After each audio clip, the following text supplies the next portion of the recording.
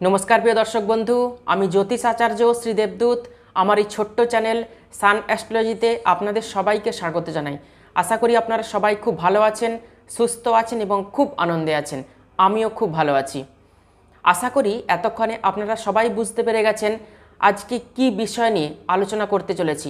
আজকের যে বিষয় তা কিন্তু খুবই গুরুত্বপূর্ণ, তা হলো শনির সাড়ে সাতি এবং শনির ঢাইয়া।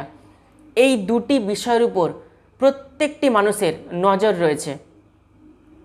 আজকে বিস্তারিতভাবে এই ভিডিওতে আলোচনা করব শনির সাড়ে সাতি এবং শনির ঢাইয়া আমাদের জীবনে কখন আসে, শনির সাড়ে সাতি এবং শনির ঢাইয়ার অশুভ প্রভাব কিভাবে আমাদের জীবনে পড়ে, এর সঙ্গে শনির সাড়ে সাতি এবং শনির ঢাইয়ার কি প্রতিকার রয়েছে, কি প্রতিকার করলে শনির সাড়ে সাতি এবং শনির ঢাইয়ার অশুভ প্রভাব থেকে আমরা রক্ষা পেতে পারবো, বাঁচতে পারবো, বিস্তারিতভাবে এই ভিডিওতে আলোচনা করব।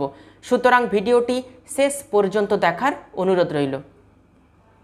আমাদের যে 12টি রাশি রয়েছে, মেষ, বৃষ, মিথুন, কর্কট, সিংহ, কন্যা, তুলা, বৃশ্চিক, ধনু, মকর, কুম্ভ এবং মীন, এই 12টি রাশির মধ্যে বর্তমানে 3টি রাশির শনির সাড়ে সাতি চলছে, মকর রাশি, কুম্ভ রাশি এবং মীন রাশি। আর 2টি রাশির শনির ঢাইয়া চলছে, কর্কট রাশি এবং বৃশ্চিক রাশি। 3 আর 2 5, এই 5টি রাশির জীবন এখন খুব বিপর্যস্ত রয়েছে। আমরা যখন জন্মেছি প্রত্যেকেই কিন্তু আমরা মারা যাব, কেউ তো অমর ফল খেয়ে আসেনি। সুতরাং আমাদেরকে কর্ম করার পর মারা যেতে হবে। তো যখন আমরা মারা যাব তখন কি নিয়ে মারা যাব? ভাগ্য নিয়ে না কর্ম নিয়ে? নিশ্চিতভাবেই কর্ম নিয়ে মারা যাব। আর যখন আবার পৃথিবীতে রিটার্ন ব্যাক আসব তখন কি নিয়ে আসব? ভাগ্য নিয়ে আসব। সেই ভাগ্যটা নিয়ন্ত্রণ করে কে? সেই ভাগ্য নিয়ন্ত্রণ করে কর্মফলদাতা শনি। সুতরাং আমাদের জীবনে শনির ভূমিকা খুবই গুরুত্বপূর্ণ। যখন আমাদের জীবনে মান, সম্মান, প্রতিষ্ঠা আসে, মানুষের দরবারে আমরা পৌঁছে যাই, প্রত্যেকটা মানুষ আমাদেরকে যখন ভালোবাসে, আমরা সফলতার মুখ দেখতে পাই, তখন কোন গ্রহের কথা মনে পড়ে? কে আমাদের সফলতা দেয়? কে আমাদের উন্নতির শিখরে পৌঁছতে সাহায্য করে? একদম ঠিক ধরেছেন, কর্মফলদাতা শনি।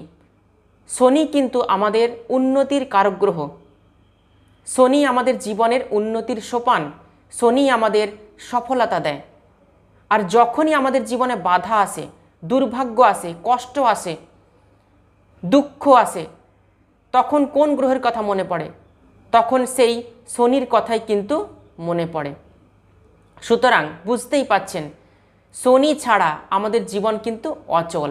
সাড়ে সাতির সময়, ঢাইয়ার সময় শনি এটাই চায় যে আমরা যেন কিছু স্ট্রাগল করি, পরিশ্রম করি, ঘাম ঝরিয়ে পরিশ্রম করি। এই 7.5 বছর যাদের শনির সাড়ে সাতি চলছে, 2.5 বছর যাদের শনির ঢাইয়া চলছে, শনি এটাই চায় যে আমরা যেন সবাই সৎ পথে রোজগার করি, সৎভাবে থাকি, কোনো অসৎ উপায় যেন রোজগার না করি, অসৎ পথ যেন আমাদেরকে অবলম্বন করতে না হয়। এই 7.5 বছর, এই 2.5 বছর শনি আমাদের পরীক্ষা নেয়।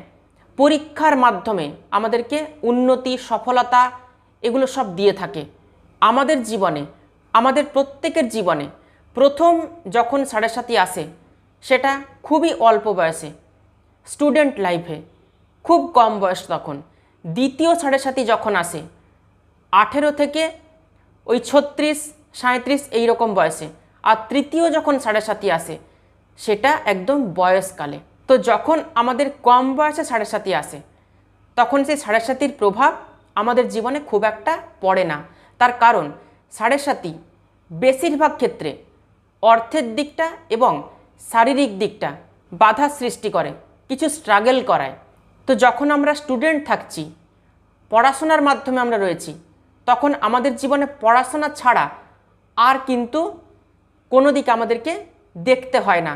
তখন আমাদেরকে অর্থ উপার্জনের কথাও কোনো ভাবতে হয় না এবং আমাদের শরীর স্বাস্থ্যও কিন্তু পড়াশোনার জন্য পারমিট করে, শরীর স্বাস্থ্য কিন্তু খুব একটা খারাপ হয় না।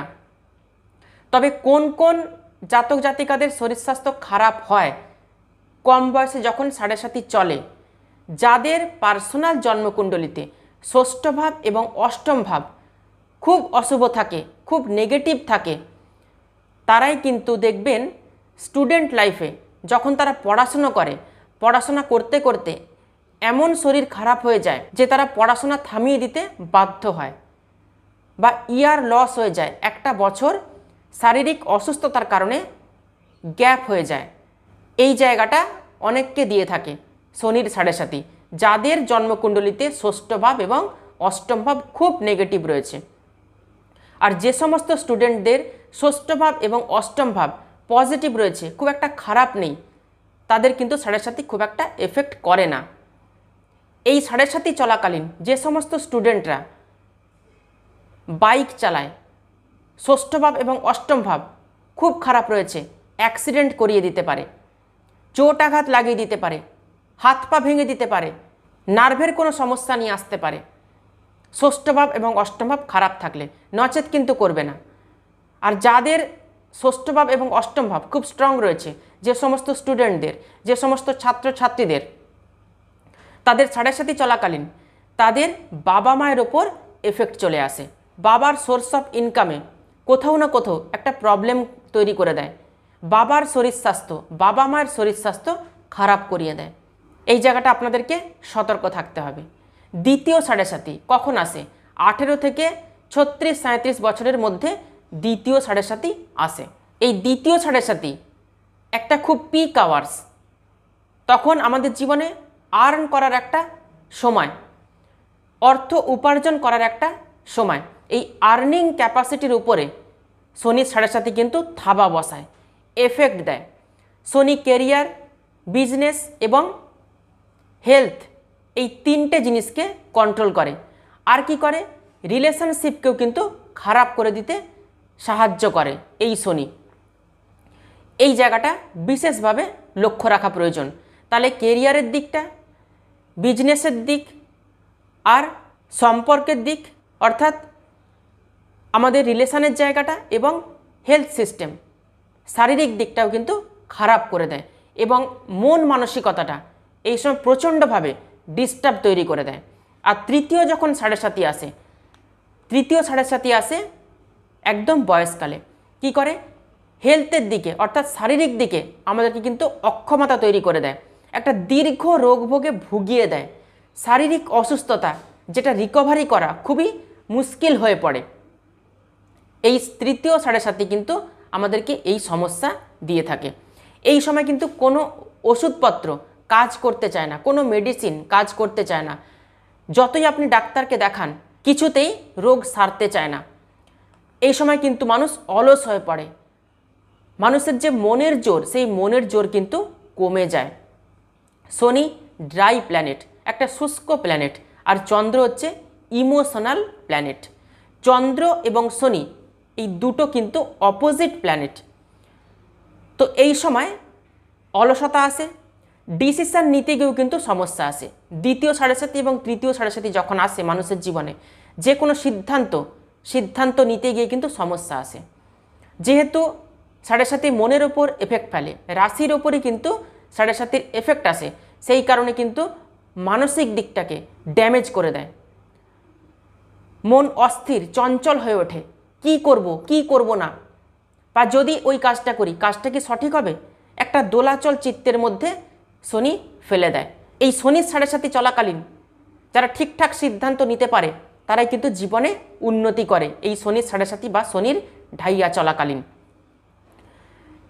কাদের কাদের এফেক্ট দেখলে বুঝতে পারবেন, দেখবেন সব কাজে বাধা আসছে, কোনো কাজ শেষ মুহূর্তে গিয়ে আটকে যাচ্ছে, খুব শর্ট টেম্পার্ড হয়ে যায় মানুষ এই সাড়ে সাতি বা শনির ঢাইয়া চলাকালীন। মাথার চুল উঠতে শুরু করে, মাথার চুল পেকে যায়, কোনো একটা কাজে দেখবেন অনীহা প্রকাশ করে, অনিচ্ছা আসে, অলসতা আসে, চোখে কম দেখতে শুরু করে, চোখের ওপর এফেক্ট পড়ে, বাবা মায়ের সঙ্গে সম্পর্ক খারাপ হয়ে যায়, বাবা মায়ের সাথে কোথাও একটা দূরত্ব তৈরি হয়ে যায়, মিথ্যে বদনাম, অপবাদ যে কাজ আপনি করেননি সে কাজের দায়ভার আপনাকে নিতে হয়। আর কি করে, এই 7:30 সময় মানুষজনদের সঙ্গে একটা দূরত্ব তৈরি হয়ে যায়।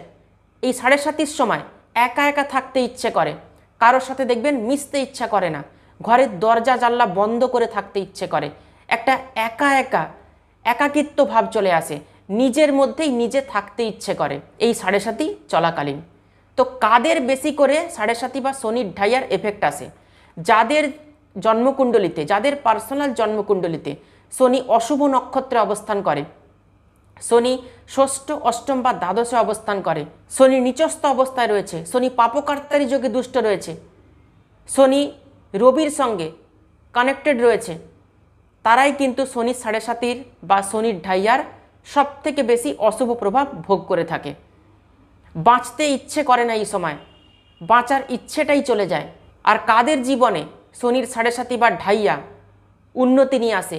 যাদের জন্মকুণ্ডলিতে শনি উচ্চস্থ রয়েছে, যাদের জন্মকুণ্ডলিতে শনি ষষ্ঠ, অষ্টম বা দ্বাদশে অবস্থান করে নেই, শনি শুভ নক্ষত্রে রয়েছে, শনি পাপকার্তারি যোগে দুষ্ট নেই, তারাই কিন্তু এই 7:30-তে অনেক উন্নতি করে।